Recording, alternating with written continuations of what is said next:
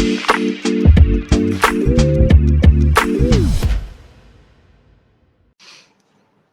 right, Preds Per Hour, you heard it here on a Sunday morning. A little different time, but we had to make sure that Jeff Middleton and Bryan Bastin could both be here at the same time on this very show, Preds Per Hour, because there is so much Preds stuff that we got to get to. The Preds, they've been busy over the last week, and I mean, this is gonna be a fun show, and I think I'm very interested to get the perspective after we've had a couple days to let the new hires and the new direction of the team to kind of resonate and settle for a little bit. But to do all of those things, that means Bryan Bastin of On the Forecheck is here. Bryan, good morning. How are you? I'm doing fantastic. Yeah, it's been a week. One of those, I had a couple days where I was doing two jobs at once, taking my lunch break from one to run across town to get to the arena. And no, it's been fun. I think I've just discovered that the hockey season's never going to end for me, and that's fine. I'll take it. No, it's not going to end. The Admirals, John Hynes, Barry Trotz, quotes everywhere. Joakim Kemell, like there's just so many things that's going to keep you from actually fully getting. Oh, no vacation, no vacation. No vacation, but also here, the Miami Red Hawk himself, Jeff Middleton. Jeff, good morning. How are you? I'm good. Feeling it's good to be back. It's been a minute, so I'm excited to be here. That's right. There you go. Well, we need to start things off here. The Predators, it's kind of wild to see like certain like lower, just like fourth coach in franchise history. You're like, they've been around, like, it's just weird because you're like, there's just so much consistency and not a lot of turnover with this administration. With this just team, this franchise over the course of their history here in Nashville.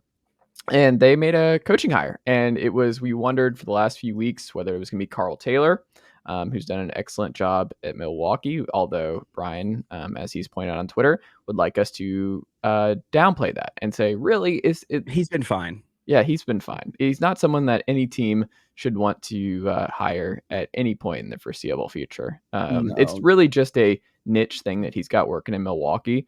Yeah. I would stay away on that front. But Bryan, what did you make of the Andrew Brunette hire to become the fourth head coach in Predators history this week? Yeah.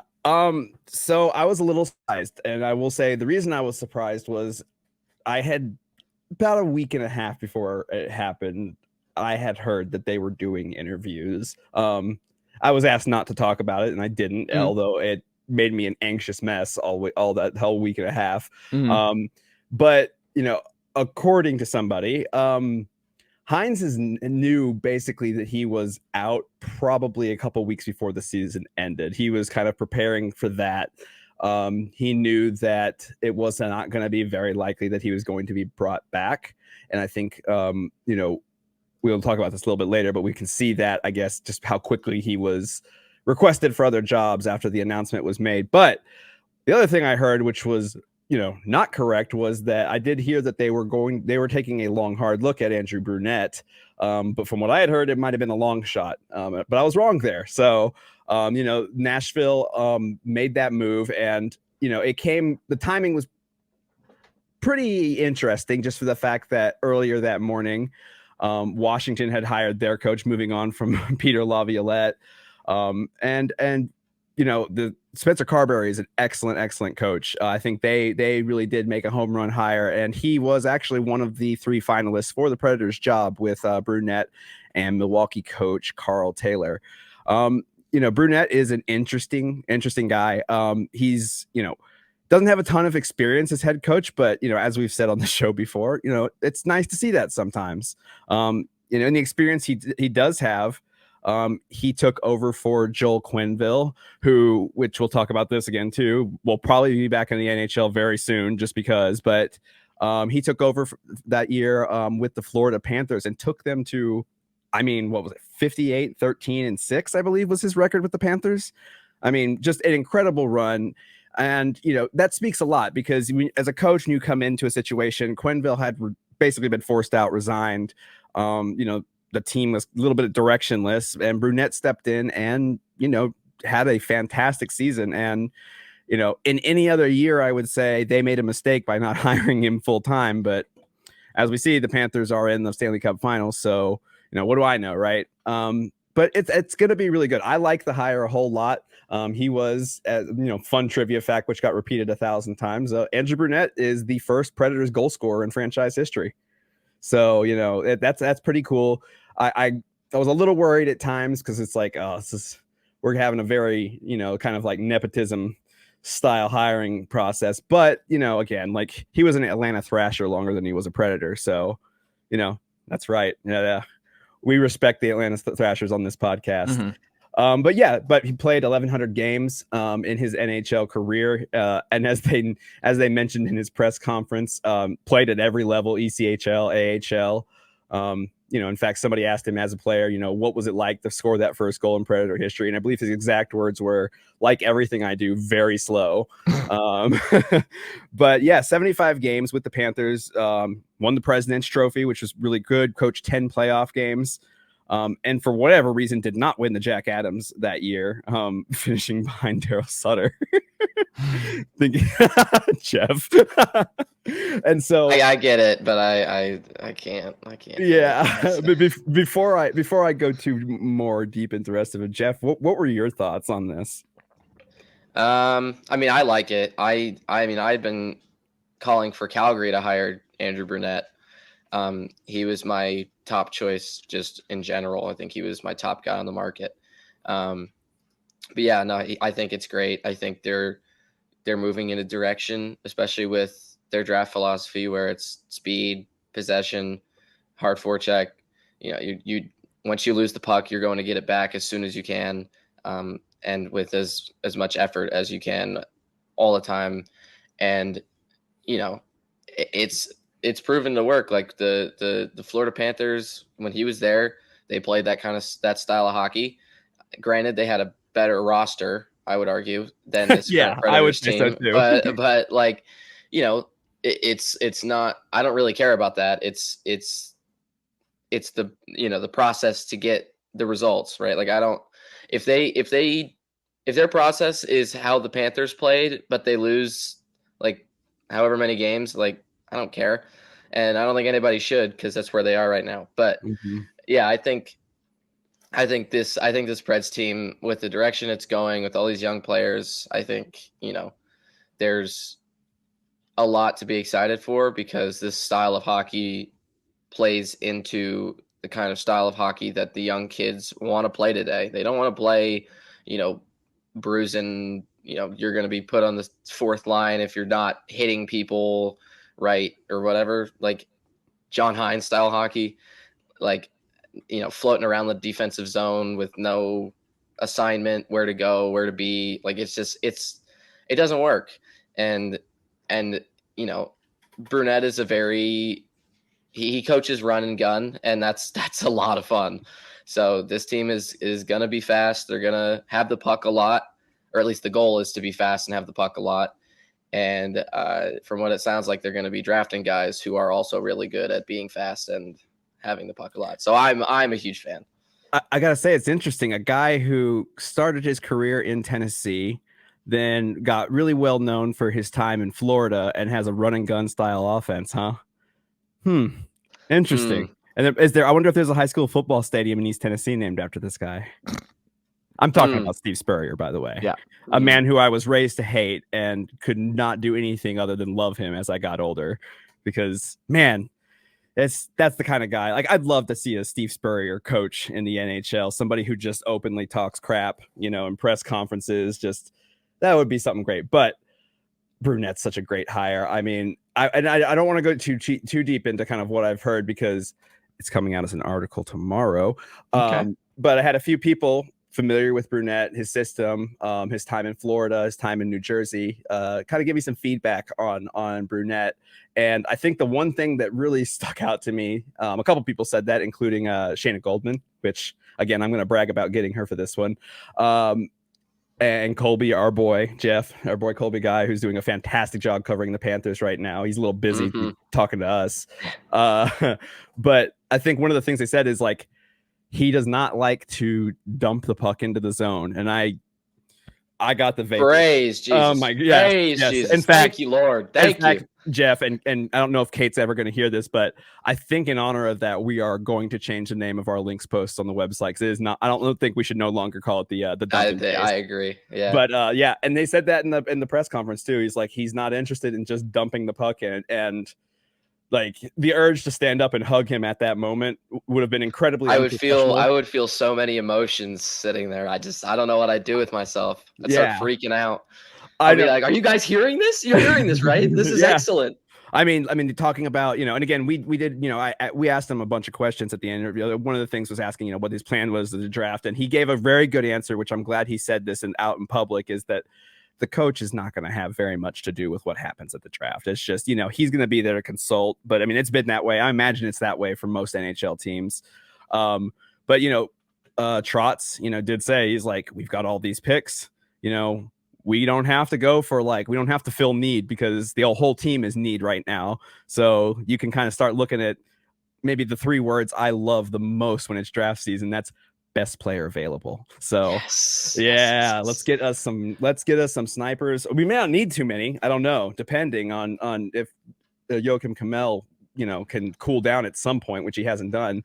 But it's going to be really cool. And will say my only concern is that I don't think that Nashville's in a good position to take an elite defenseman, but I'm also not going to doubt the Predators in finding an elite defenseman that's not a top 10 pick. So I think they can be okay with that. I was going to say their best defenseman ever was a 2nd round pick. So I think we can, temper expectations for picking defensemen in the 1st round. If they don't, I'm not too worried about it. I think, especially considering their drafts have been pretty good recently. Yeah, and that's been fantastic. Yeah, I don't think people realize that. I don't think a lot of people realize that their drafts have actually been very, very good compared to the average.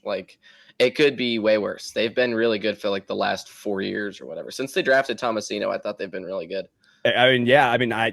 It's been a couple years since Eric's been upset after a draft, and I use Eric as my guidepost for pretty much everything when it comes to the draft. So, but I think before we go on from Brunette, there is one thing we do have to address, and it's something that I was actually pretty happy with how it did get addressed last week, but it was just I guess a month and a half ago.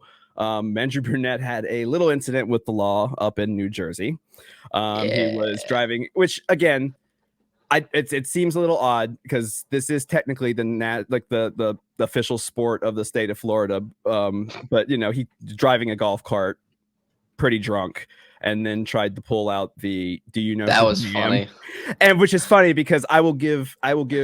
I don't do this often, but I will give this officer credit. And he says he's like, oh, the Panthers. He's like, yeah, I don't know who you are, and I don't know. I don't care. Doesn't matter. I can't do anything about it. Yeah, but again, people I've talked to are not super concerned. He was very forthcoming. They asked him after the press conference on 102.5 The Game. They asked him about that, and he expressed his obvious regret over this because that's not a. It can happen to a lot of people, and and I thought that's why he was being considered a long shot, but he addressed that very well. Things happen. This guy has had a pretty good career as far as there's not much dirt on him. I've looked. There's that one, which is by no means not something that's not significant, but also in the world of hockey, driving drunk on a golf cart is about as innocent as you can get if you're going to do something wrong. I was going to say, you want to see that, you go to the golf course in Florida. That's That's Well, also that's pretty. It's casual. not a recurring thing, right? It's an isolated event, which is the bigger thing here, where it's not a pattern of behavior. It doesn't seem like. But I spin this to you, Jeff, for a second here. Before we get off this, because you wrote a really good piece on theforecheck.com that people can go read, outlining why Preds fans should be excited about this hire. If you had to pull the most interesting nugget from your findings as to why Preds fans should be so excited, what would it be? I mean, there was a lot that I didn't put in there. I thought the. Excuse me, as one of your editors, why? No, because there's a time and a place to be. bogged down by pretty charts and numbers and things. But That's no, that's true. At least for us it is. For us it's all the time. But all right, continue. I'll shut up. You're all good. So I think, I don't know, that there was a chart that was in there from Hockey Viz. Blake McCurdy is really good at his job, despite what the Dallas Stars Twitter admin might say. And it showed the way his system plays when like the score is different, like it's when they're up 1, up 2, up 3, whatever. And in different, game scenarios, like the first, second, third period and stuff like that. And I think the most interesting part of that was it was all in the fun category of the chart, which was like high event, high event, high event, high event. Like you're not like, you're getting tons and tons of goals or expected goals for, and you're giving up tons of expected goals against. So, there's a commitment to offense and there's not as much of a commitment to defense. I thought that one was interesting. And then I think the other one that I loved was just the separation between the Panthers last season and everyone else in controlled zone entries with scoring chances for. Like it was controlled zone entries. Yes. Yep. Yeah, I know. I just makes I get a tingly feeling when I talk about it. But yeah, no, that one, like it was like it was like Matthew Barzal like 2 years ago when he was destroying everyone, even Roman Josi, in transition. Like, he had they were all kind of like, Corey had to expand the chart for how well he does in transition. And that was kind of what happened with the Panthers. They were just so much better than everyone in those two stats. Like it's insane. So I think I know. I think that one was probably my favorite one, but I think the most interesting was just how, nothing really changes when things happen. Like when the Panthers went up 1, nothing really changed. They were slightly less fun, but still they were doing like 3 expected goals for. So it doesn't, Right. I mean, it's miles different. Again, I'll give credit to John Hynes because he sits right in the middle of this spectrum, but you have a guy like Brunette, who is an aggressive coach. Like they're going to be a team that continues to put on pressure. It is something that's really good. Like the thought of being able to watch a team and be like, oh, we can just hold them under 2 goals. Like Nashville can pull this off. And now it's just like outscore the other guys. And, that's, again, there's problems with that too, but they still have Roman Josi. They still have Alex Carrier. God, that defense core is just completely torn apart, huh? But I mean, that's going to be great. You get guys like Jeff is saying, guys that, especially in transition, this has been a team that's been a, heavy forechecking, dump and chase type of team. When you have maybe 2 of the top 10 players in the NHL at controlled entries and exits in Roman Josi and Matt Duchene, I mean, now they can fully utilize guys like this. The days of, old school Matthias Ekholm and the PK Subban days of having a defenseman wait behind the net until another, more mobile defenseman can come and take the puck out. Like, I think that might be done. Even Ekholm was doing that, before he was traded. And so, I'm very excited. I will say this. I'm not going to spoil too much more of the article for tomorrow. One of the things was I asked, these guys if he had any guys, his guys that he may look to sign to bring in. And unfortunately, one player was mentioned by 2 different people in that. A guy who is known as a bigger guy who can play pretty well on the penalty kill. A familiar face in Eric Holla. And I'm good. Just because, and again, like Eric Holla is what everybody thought Cole Smith was this year. Like, like I would I'd rather play Cole Smith, to be honest. He's not very good, but it's that's that type of guy. I mean, he's coached guys like, Koivu in Minnesota, Barkov, Hischier, like Barzal. I mean, just guys. And speaking of Barzal, again, talk about my dream of having him play alongside Philip Forsberg. He's a good second choice behind. Who's that player I like so much, Chase? Mr. Rodriguez. That's right. Put it on the counter. Okay. But yeah, so I mean, it's going to be interesting. They've got a lot of options. There's some cap room, a lot of picks. I still think, especially now, I think that some picks are going to get packaged for something during the draft. I really do think they're not going to make 13 picks.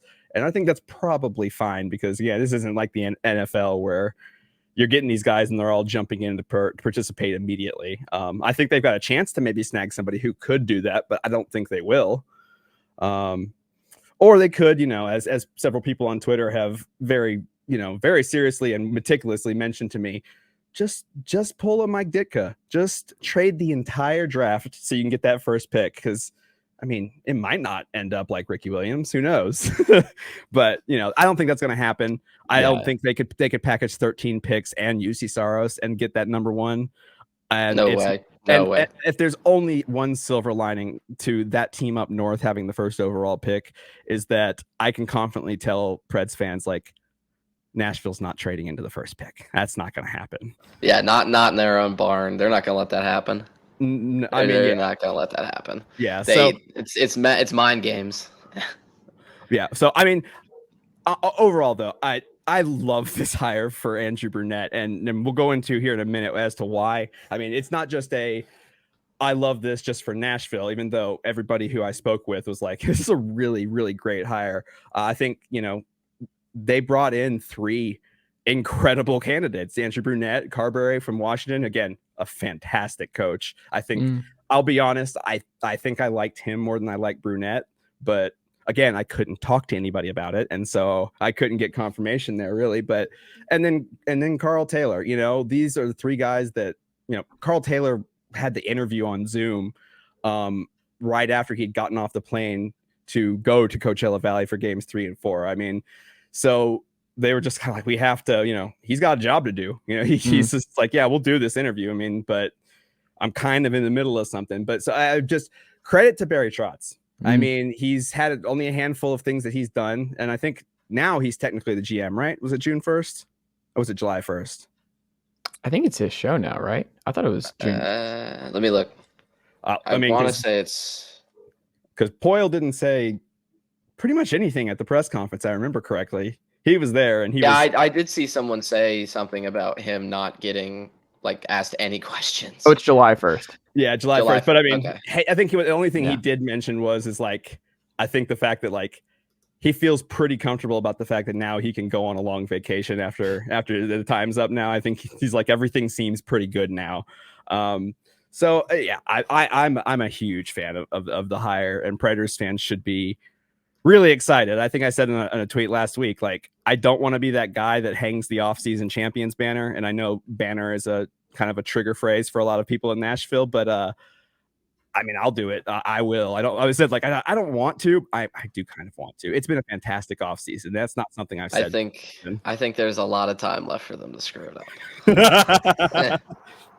Well, I think there's a lot of time left. Although, granted, Barry Trotz did say that he's not going to be a huge player in the free agent market. So technically, that's one event off of the list. But I will say this: they're doing a whole lot better than a lot of other teams that are looking for coaches now. Columbus. God. Jeff, you want to take this one?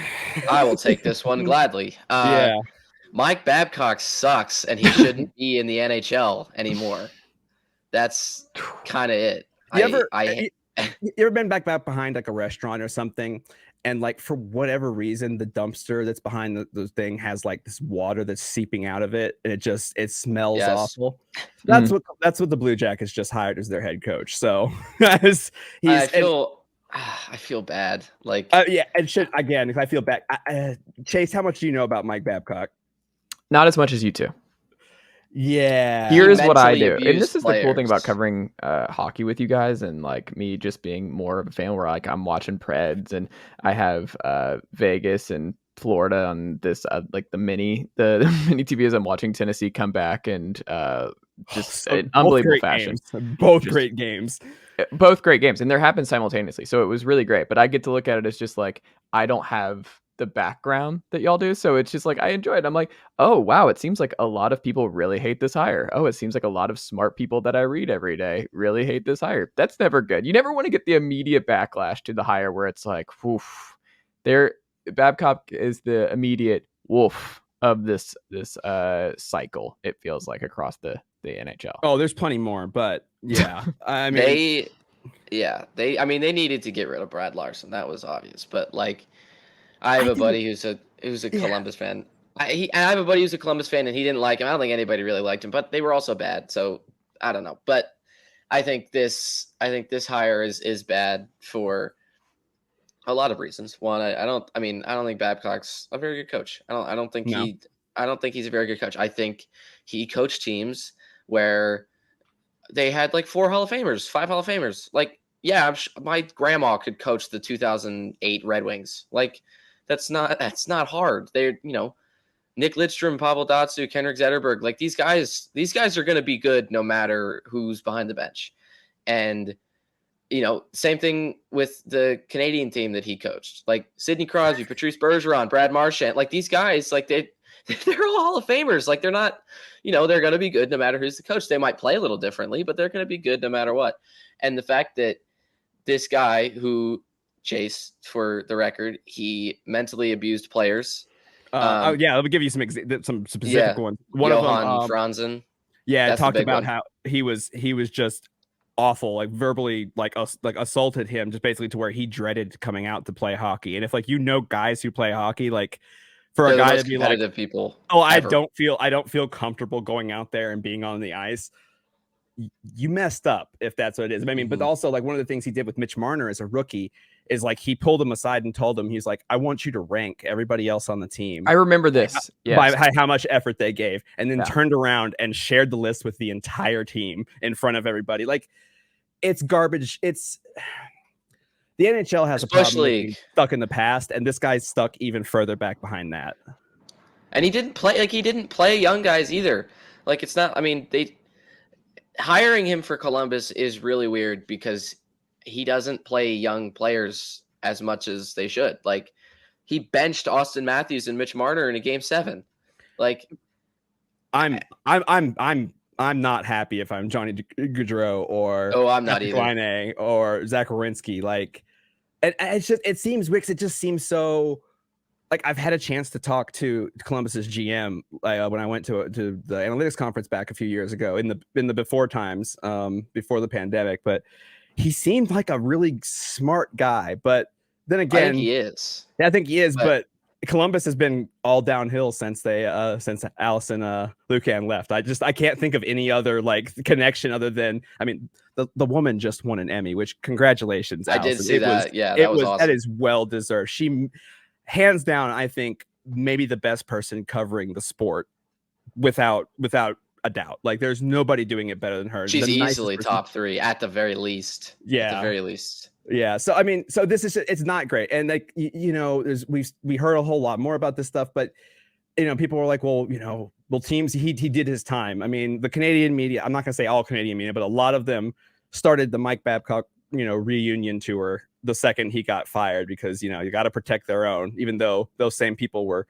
very upset about the Andrew Brunette hire of, because hurt feelings and such. But I think the only reason that he wasn't hired before this is they were waiting for his Maple Leafs contract to go. He had an 8-year contract, and if they had hired him before the end of this month, 8-year contract for any team that would have hired him, they would have had to pay him that salary. And now Columbus said, yeah, that's the right option. That's the best one. And it's sad. It's really, I don't know. And we'll talk about the Rangers here in a second, but I didn't think that anybody was going to do worse than what the Rangers are considering doing. And oh no, I was very wrong. I'd much rather be a Rangers fan at this point than a Columbus fan.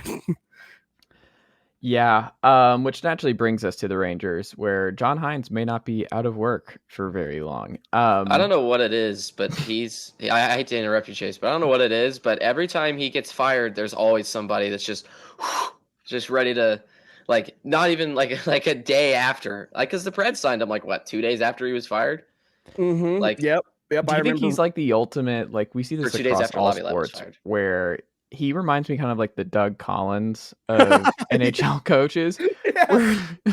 where where you're like, I love that Bryan is old enough to get this because like Jeff, I don't think understands that reference, but like No, I don't know.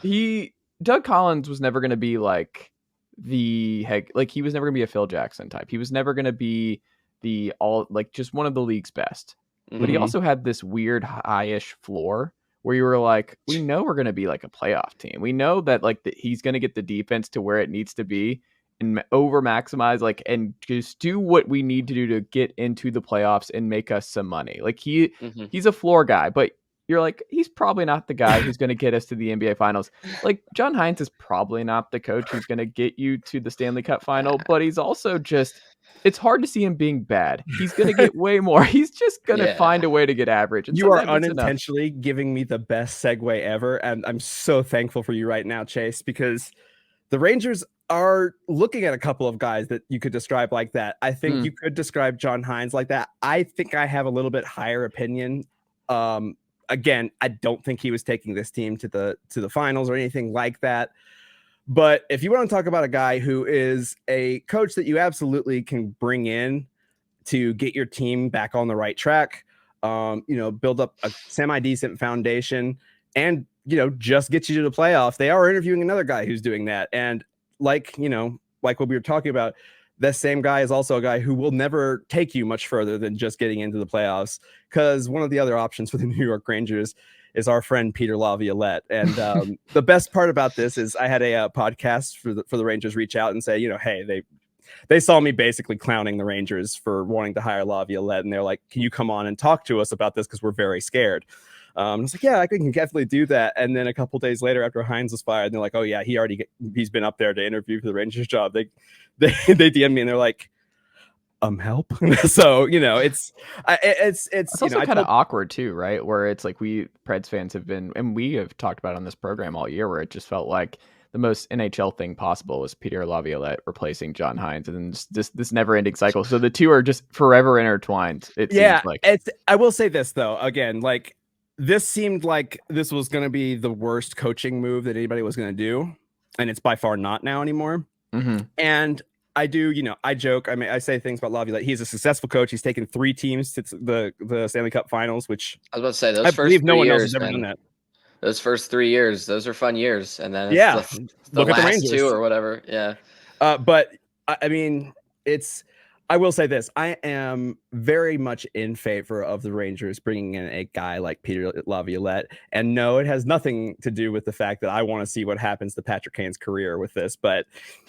I don't think he's going back to New York. So, oh really? Mm-mm. Well, let's hope they both they get to be together because I think that would be. I like Rangers fans, Dallas, and I right? like. What's that? Ends up in Dallas or something, right?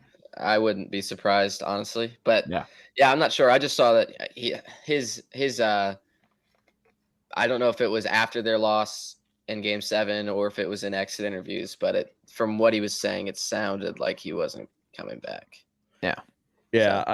So and then, okay, I'm trying to think. Who am I missing? Who else has been hired, or has anybody actually made a move yet? Washington. Gallant hasn't been hired. Yeah, I'm not bringing him up. I learned my lesson. Yeah, I got. It was actually kind of funny. So I wrote an article about it at Flames Nation, and there were some people that thought I was being a little overkill, and I didn't think so. But one of the comments was like, it was like, why is this writer so concerned with having a old white man who has experience at the helm of an NHL team? I was like, dude, what are you talking about? I don't care about what he looks like or how old he is. I care about the way he thinks the game. Like, I don't know. That was just funny. That's something that's going to stick with me for a little bit. Yeah. I mean, I don't know how anybody I don't think that there's. If you read the article, I didn't even say anything. I was just like, hey, maybe this isn't the right time. Like, this is why you never I read didn't never read the comments, Jeff. I know, This is an I know. early journalism, just little experience that you need to notch down. Just don't go through the comments. I don't know. Sometimes it's okay because sometimes I go in there and I'm like, hey, it's not just my mom, so that's good. Yeah, that is nice. I will say I do get interaction, which is good, but that is good. Some of it's a little bit. Yeah. But yeah. So guess what? So what the teams out there that are still looking for guys? So you obviously have the Rangers. Got your fellas up north there in Canadian Texas and Calgary. I mean, of course, before game 1 last night, my favorite person in the world, Gary Bettman, met with the media. Again, my favorite person, and just addressed probably like PR disaster after PR disaster in any other league that wasn't the NHL. Talking about Quenneville needing to get reinstated. I was gonna say he failed to acknowledge any problems with the NHL. And every once in a while I go and dig up an editorial I wrote about 4 years ago, which was maybe the most like angry I've ever been writing something. I remember sitting at my office at work telling my boss, like, I'm taking lunch right now, and it was 10:30, and just, I mean, I don't think I've ever written like 4,000 words as fast as I did that day, because I was just, pettiness and anger are really good motivators for writing, and I don't utilize it quite enough. That's literally my entire. Wow, I don't know what that. Wow. Why is my Alexa going off? I don't know why. That was crazy. terrifying. It really was. No, I didn't know what that was. I didn't even say anything. But anyway, that's what I that's what I utilize most of the time is pettiness and just getting back at people that say dumb things. Yeah. It works. It does work. I have completely. Oh yes, yeah. Okay, yeah. So Bettman and Alexa, yes. Yeah. Sorry, I was like, listen to that. Listen to that. What in the world? That's crazy. It's incredible. Oh my god! Now I know how to mess with you when we record stuff now. Fantastic, dude. Yeah, like it can't even hear you. It would hear me. I didn't say anything the first time. The second time I said something, but I don't know. Anyway, sorry. That's weird. So I mean, they're talking about guys like Quenneville, and I'm forgetting the other guy that they talked about. Another scumbag. But I mean, just like the whole how they're handling the Valerie Nichushkin. Oh, Stan Bowman. Oh God, yes, Stan. Well, how did I not forget? Like, how did I forget him? Yes, the person that was in charge of the cover up from that team up north. And it's great because it's good to see that people and organizations, when they do bad things, they get punished for it, and they definitely don't get awarded the number 1 pick in the draft. And the guys that were behind the massive cover up are going to get welcomed back into the league. Man, I don't know, man. I'm seconds away from starting just to go off, but maybe we'll save that for another show, because Gary Bettman is a plague on this league, and the NHL will be forever a poverty league until this man is off the helm. Because again, like they can't. I'm watching games with I don't know, no less than like 70 ads all over the ice and the boards and stuff, and they're like, yeah, we can't raise the salary cap by more than $1 million next year. He's making it really easy for me to hate him when he puts the digital ads right where the Stanley Cup final should be on the ice. Yeah, and that is the worst thing in the world. Yeah, the sweaters for the Panthers is like, it's in a really weird spot. And the Knights. The Knights is also really bad. Yeah, but I mean, I like it on the ice. That's kind of their look, though, for the Knights. It's just if it looks gaudy and overworked, they're down for Vegas, that. baby. I respect it. I'm not gonna lie. I know people are gonna be mad. I'm pulling for Vegas. I wanted to go to 7 to benefit our boy Colby, but I don't know. They're fun. They took so much that year before the franchise started. They had people in Nashville working with Nashville for a season, and they were like, this is the formula. We're going to take what we're known for, whether people like it or not, and we're just gonna embrace it wholeheartedly. Nashville does that with the country music and all that stuff and whatever. And they said, yeah, we're gonna be gaudy. And so now they have actual knights out on the ice before games, battling with swords. And I mean, it's kitsch, but it's also like, as the kids say, it's extremely my shit. So, I really do. I like that. I want to see them. They're a fun hockey team to watch. And they haven't lost a playoff series since I went to their arena. So, which is not the same streak I have with the Predators, let me tell you. I had a passionate talk with my dad last night about the Vegas Golden Knights and their expansion rules and stuff like that. Let me guess, Jeff, you're not on the same side as I am about this. I am not. I mean, I think, I can understand why, like at this point, I think it's less of a big deal. Like Mark Stone and Jack Eichel didn't come to them through the expansion draft. So Mark Stone's the best. I love Mark Stone. He's the man. I love him. He's so good. But yeah, like a lot of their, and Aiden Hill's doing really good, who he wasn't part of the expansion draft. Alex Pietrangelo was a free agent. I still can't believe that move is working out for them. I can't believe that's working out. Like, I mean, that's a relative term, but like they had to, when you play Monopoly and you get to the point where you're like, I don't have money, and you make up some house rules and you grab some money from another board game and you're like, no, this will work. That's what they did for him. Like, and I can't believe it hasn't blown up in their face yet. I mean, it was just like, are y'all serious that's a move you want? And they did it. And who am I to judge now? So yeah. Hey, I mean, I think my thing is like, I get it. Like I understand why fans of, former expansion teams that didn't get the same rules are upset. I understand because, Vegas was in a better spot. But also this team now is a product of aggressive management. And I love that. It's great. Mm-hmm. They were forceful with their draft capital. They traded Peyton Krebs. They traded Nick Suzuki. Like, these guys are going to be good. And instead of that, they were like, we're going to win now. And they got the right players. They got the right coach. Bruce Cassidy has done a great job. Mm-hmm. Like, I think they've just, from every aspect, their management has done a really, really good job. Yeah. And I got to say, like, these were guys that, like, the coaches, like, guys that I was kind of wrong about. I didn't think Cassidy was going to do well. I did think that Paul Maurice was a better coach than what we saw in Winnipeg. But I didn't think Pete DeBoer would be getting, take the Stars as far as he is, because I still think Pete DeBoer is not a very good coach. But, sometimes the retreads work, but I think that's only because our sample size is just, every coaching hire ever. So, sometimes you're bound to have some hits in there.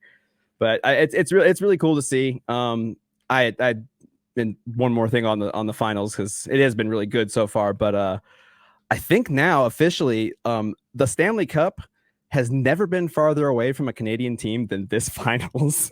It is nice. Over like 1,400 miles away in both sites. Like, I think it might have been a little bit further, I think, if it had been Dallas, but like, I don't know. And I've realized I've started to become the guy who makes fun of Canada about hockey.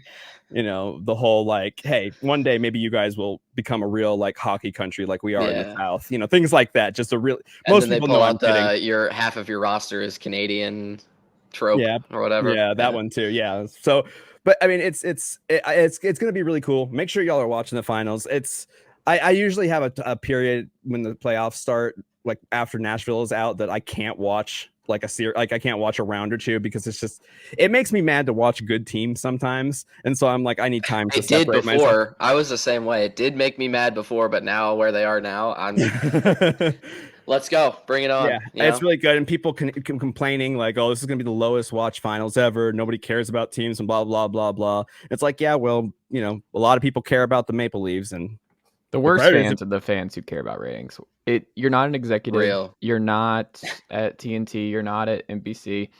To care about ratings is one of the I want to stuff you in a trash can just mindsets. All right, yeah. And really too, like ratings, like, oh no, like this Stanley Cup final might get a point, a 0.2 in the ratings instead of a 0.3 as the the usual NHL average. So I mean, like, who cares? Yeah. Guess what? The NHL is still going to exist next year. It's still going to be fine. They're still going to play games. And they're still going to have a salary cap that's not going up by much. I think I read somewhere that, all these people were complaining about the ratings, and they just there was somebody that just came straight out and was like, the ratings aren't going to affect the salary cap. Like, they're not you want the salary cap to go up. Well, you have to deal with other things first. And, the ratings not being, the highest ever is not going to make a dent into what the salary cap going up. Like, it's not going to do what you think it's going to do. You're just complaining to complain. Yeah, I think because you don't like that your Canadian team isn't in the final. I was like I said, 2 years ago, I looked at something and I took like the top 10, like most watched hockey games of that season.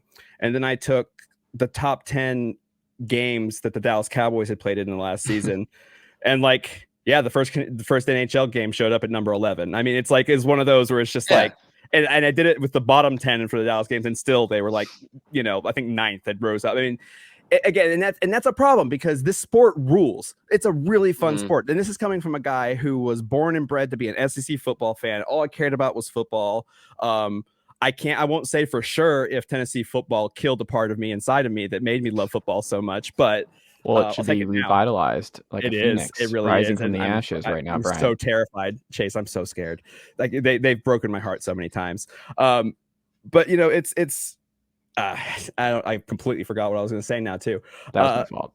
No, you're all good. But the sport rules. That was the line of thinking. Great sport. This sport should market itself. Like, I'll tell you another reason I don't like Gary Bettman, although I don't think this is directly his fault. I'm going to the NHL awards this year. And if you watch the NHL awards, let's go, buddy. You can be my plus one. Yeah. I've got to see still, but waiting on credentials. But we're gonna I was excited because I was like, the NHL awards, I watch them every year and they're bad. It's not good. But I was like, you know what? This is gonna be cool. I'm gonna meet Keenan Thompson. No, it's Dirk Bentley hosting it, and it's just like, it's cool. He has a cool story about, like he rented out Bridgestone for his birthday a while back, so his beer league team could play on Bridgestone ice, which neat. But come on, like, I've grown up with Keenan Thompson. That's Pierre Escargot. That's I mean, he's always been there and he's never going to leave. And I was like, that's going to be cool. I'm going to meet a real celebrity at an NHL event. Really cool. And Dirk Bentley's fine. I've seen him in concert. He's pretty good, but he seems like a cool dude. I don't know. I haven't heard anything bad about him. Yeah, but it's just kind of like it's in marketing. It's the way this sport should market itself. Like, see Matthew Tkachuk. Yes, and he had a magazine feature. Where's McDavid? Like, this, it sucks, and I'm sorry to interrupt you, but you're perfectly good. It sucks because the NHL is full of boring losers, and they're not fun, and they they can say some interesting things once in a while, but like, who what? I mean, they're not fun. Reason. They don't do anything. Like, there's like 6 Mike Trouts in the NHL. Yeah. And it's just like, you've got guys like, you had somebody like, and I still like, if I was making a Mount Rushmore of like people in Predators history that like made the franchise what it is, like despite everything else, and there's a lot of other people who deserving, like I put PK Subban on there 100% of the time because he came at the perfect time for this franchise to become like a national, national team, a team that everybody knew, and him being the face of the franchise at that time, being, likable, cool, has a personality, like, and hockey hated that. Hockey just did not like having a guy, you hear all this, the dog whistles of like, he's bad in the locker room, blah, blah, blah, blah, blah. And that's a problem with the NHL is that they push out. I mean, that Listerine thing with Sidney Crosby, it went viral. Awesome. Like, that was awesome. It was so obvious that he didn't say that. Yeah. And he was just like, I told him he needs mouthwash. And then he brings in Listerine before, like, he has the case of Listerine. It's like right there. And then PK gets his head slammed onto the ice and there's no call, but that's fine. Yeah. Not still bitter about that. Nope. Just happened 6 years ago, almost to the day. So actually, that's right. Wow. 6 years ago. Mm-hmm. 6 years ago, I was. Don't say it, man. I was in Pittsburgh. I was in Pittsburgh. I went to game 1. Okay. So that's where I was. Yeah. It's crazy. Nuts. Brian, do you want to end on the ads? Yeah. Well, it didn't end well last night. They tried their hardest in the third period, but kind of no-showed in the second and third. But if you haven't been following along, after the game 2 loss, which was kind of a disaster for a lot of reasons, and maybe the top reason was Askarov did some Askarov things. He made some great saves and did some very questionable things, which again, he's a child, literally a child. And He's younger my than your age. child. He's my age. So I mean, it's nuts, which is crazy to me. Yeah. We don't need to go down this rabbit hole. And so like Nate Robinson's son just committed to Colorado. I'm done. Like I don't want to do this anymore. I am just ancient. Yeah. Connor Bedard's as old as my little brother, and I hate it. I hate it. But so they pulled him after game 2, got back to Milwaukee. Devin Cooley stepped in, and it was a great move. I mean, Cooley is not a high ceiling guy like Askarov is for obvious reasons, but he's consistent and he's come in and been that. I mean, he was basically responsible for help tying that series up at 2. And last night was 100% not his fault, I don't think. And so, they're down 3-2, but I'm not worried at all. They have played 3 games just in these playoffs alone where they have faced elimination. It was win or go home. And they've won all 3 of them. They have taken every series they've been in these playoffs all the way to the maximum number of games. So, they're used to, and Coachella Valley, remember, had to play a whole extra series before, Milwaukee even started playing. So I think they're on game like 20 now. And I do think that's going to come into effect. I mean, they're a fantastic 5-on-5 team. I like watching the Firebirds. That sucks because they're not supposed to, but they're a fun team to watch. And I don't know. I think it's going to be good. And I think that if one guy, I've talked about a bunch of guys so far, but if there's one guy who may be able to just swing things the other way by himself, it's Pred's first round pick, Joakim Kemell, because oh boy, that kid is something special. I mean, he has, I think he's been like 30 games, I think, overall so far in the AHL between regular season and it's like 27, I think. And he's done nothing but score. I mean, just unbelievable. I mean, you look at like right now, he is I think he's second in the AHL right now in the playoffs for goals with 8. I mean, that's behind Max McCormick of the Firebirds, who put the dagger in the side of Milwaukee last night. But I mean, Matt McCormick had 12 goals in 18 games. Kemell has 8 in 13. I mean, just an unbelievable. And nobody has like 18. So yes.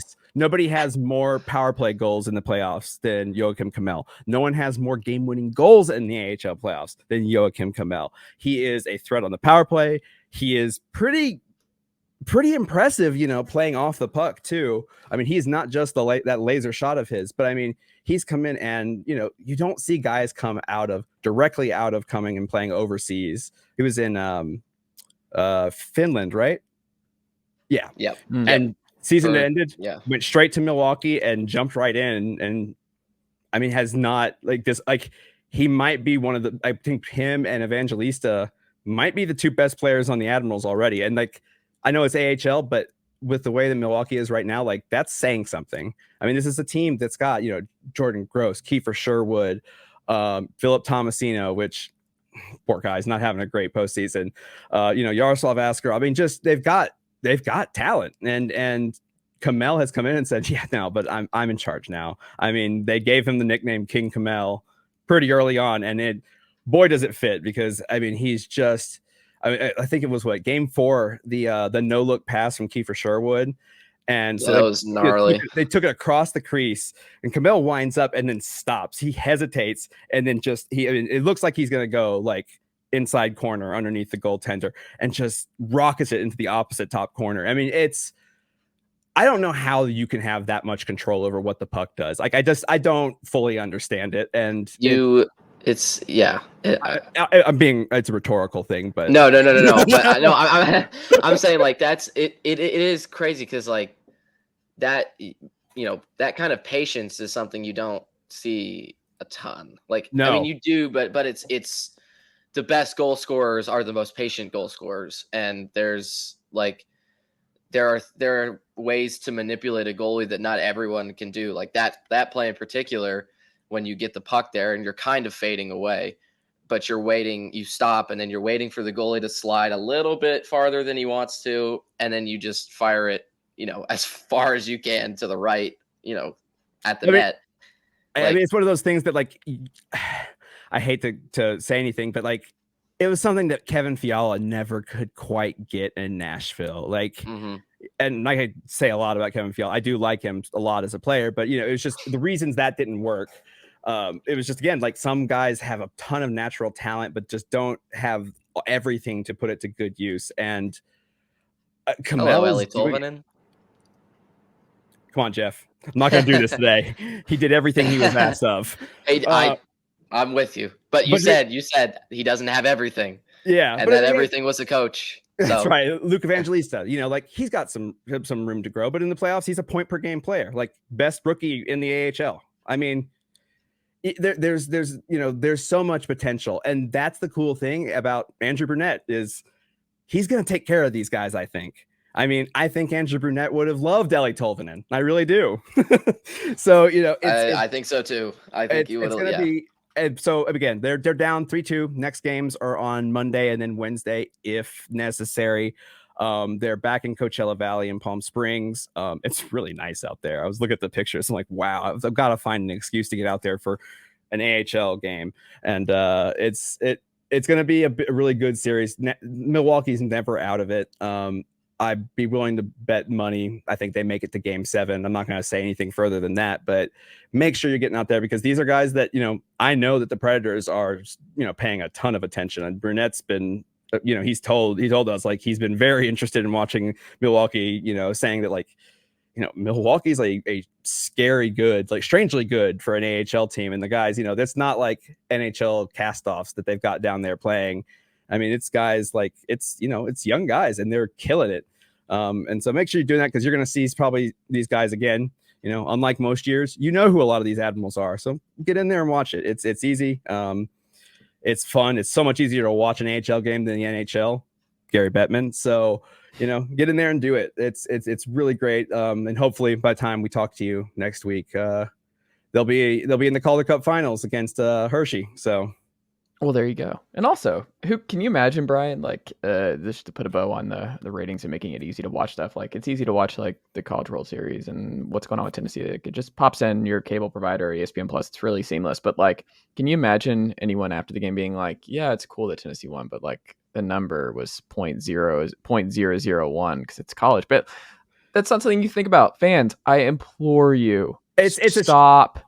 Worrying about I don't think anybody really honestly thinks about it. I think it's just something to say. Yeah, maybe. But I mean, like, don't bring it up. If someone watched that game last night and was like, if like that Clemson UT game, if someone watched that last night and then came up to me and was like, okay, well, that's great and all.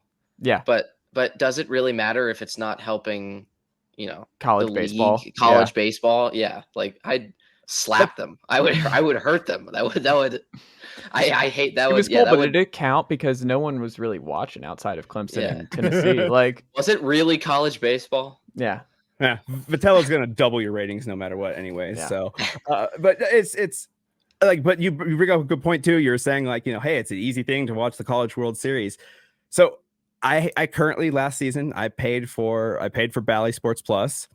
I had an ESPN Plus subscription already from something else. And I still had to scramble to find a way to stream about 15 Predators games last year because it wasn't covered by those two.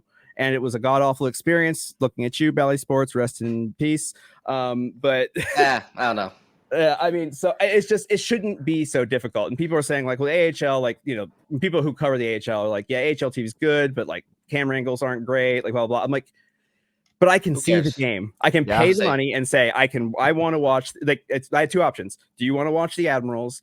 Do you want to watch every game in the playoffs? The price wasn't awful. It works extremely well. And it's like, that's how it should be. Like, I shouldn't struggle to watch the Predators when I live 10 miles from downtown Nashville. It shouldn't be an issue. But I would rather fans complain about something while they're watching the game than them complaining about not being able to watch the game. Like, if I'm Gary Bettman, I would much rather have fans who don't have normal access, to 15 or so games or whatever. Like, I would rather them be able to complain about the camera angles than them complain about not being able to see anything, like not being able to watch the actual game. Like, that's just, it seems so simple, but I don't understand. I don't get it. I mean, again, if you want, if you're a fan and you want Gary Bettman to care about what you think, I think there's a couple things you need to do. You need to have gone to college with somebody that was related to him, probably. You probably need to have helped cover up some kind of awful scandal at some point and completely deny any link between head injuries and CTE, and actively tried to blame your employees for making things up. And maybe your employee's girlfriends when your employee has passed away, to try to prove that it wasn't the NHL that caused brain damage. So yeah, if you want Gary Bettman to listen to you, just turn into an absolute garbage human being, and you've got his ear. What a happy note. I know this is going to turn around on me, because I just guarantee it's going to at some point at the end of June, I'm going to turn around and I'm going to be in the elevator alone with Gary Bettman at the draft, and I'm going to punk out. I'm not going to say anything, but no one ever does. No one ever. But I mean, he looks like a deranged Keebler elf. Like, that maybe that can get cut out, but it's just, I can't stand the man, because he's just if there's anybody, there's a lot of things holding hockey back, but he is at the forefront, and it's getting to the point where it's like I can't abide listening to that man speak, because he is actively holding back a sport that I am passionate about. And it's awful to see that this guy, they're like, oh no, he's helped grow the game so much. And it's like, yeah, okay, sure, but it's like, I love my cat, but sometimes my cat shits on the carpet, and I don't kind of think about the lovable parts of it, Now imagine my cat did it in 32 different cities across North America. Goodness gracious. Yeah, I don't know why. Therapy Sunday. It is. Woo-hoo. Jeff Middleton, what can the good folks check out from you over at Flames Nation on the Forecheck? We mentioned the article that folks should go read if they have not already. What do you want to plug here as we wrap up on this Sunday? Lots of draft stuff, hockey. Flames Nation in particular, going to be started watching some film. We're getting into it. I'm super excited. This is going to be what I know. I don't watch the games. But yeah, so doing some profiles for some players that are going to be in the Preds and Flames area. So inherently I'll be writing about both, because both should take a shot at it with the players I'm talking about, and or they could in theory. I mean, that's kind of it. Any Flames news rolls out, I'll probably get on that too. And then if Barry Trotz decides to have some more fun quotes, then I'll write about that one. But and then other than that, Pinstripe Alley, just doing my thing. Regular season's going on. The Yankees are in LA right now. They got killed in the first game and then won the second game yesterday. So, doing the thing. Aaron Judge is really good at baseball. That's all. He is really good, unfortunately. For me, he's so good. Yeah, he's really very good. He's like a poor man. He's like a poor man's Ronald Acuna Jr. Brian Bastin, what? That's cold. I'm not gonna say anything. I just like my guys who hit a lot of dingers to also steal a lot of bases, but you not everyone can have the same kind of superstar. Brian Bastin, I like a lot of dingers. And I like a 300. I like balance. Balance. Hey, he's good at defense. He ran through a fence yesterday. Yeah. He destroyed the door at Dodger Stadium yesterday. We're talking too much about baseball. I'm going to pass out, man. So awesome. I love Aaron Judge. Baseball. I love it. Brian Bastin, what about you? Yeah. On the Forecheck.com. It's content week for me, because my life has calmed down slightly. So yeah, tomorrow we will have the piece on Brunette from some experts from around the league who have seen him up close and personal. So that's going to be really cool. I know that I did a similar one with CJ Chitoro when Hynes was hired, and going back and reading it. Yeah, he was 100% right on pretty much everything. And so I made sure to bring him back for this one, just because, got to get that Nashville, New Jersey pipeline going. So that's going to be great. Do some more stuff about, some of the more, the deeper analytics about what Brunett's system does. Looking forward to the draft. I could sit there and say that, like, I can give you a draft preview, but I'd be doing you all a disservice if I even tried at this point. We've got Jeff. We're fine. We got Rachel. Okay. Yeah, we're good. But we got a lot of stuff coming. It's going to be great. I'm going to probably do a big wrap up on the Admirals when they are done with the playoffs, talking about, one, I'll grade them because based on how they did it, for the team, but also, what their time in the AHL this season means for them entering next season, because I can see right now, I think safely there are 5 guys that I would at least give the 8 or 9 games to in the NHL pretty quickly. There's a couple guys I don't think are ever going to wear an NHL uniform again, but you'll have to find out later this week on who those guys are. You can probably guess, though. There you go. Bryan Bastin, Jeff Middleton, always a pleasure, and I will talk to y'all next week. See you, buddy. Well done, nephew. Chase Thomas Podcast. Hell yeah.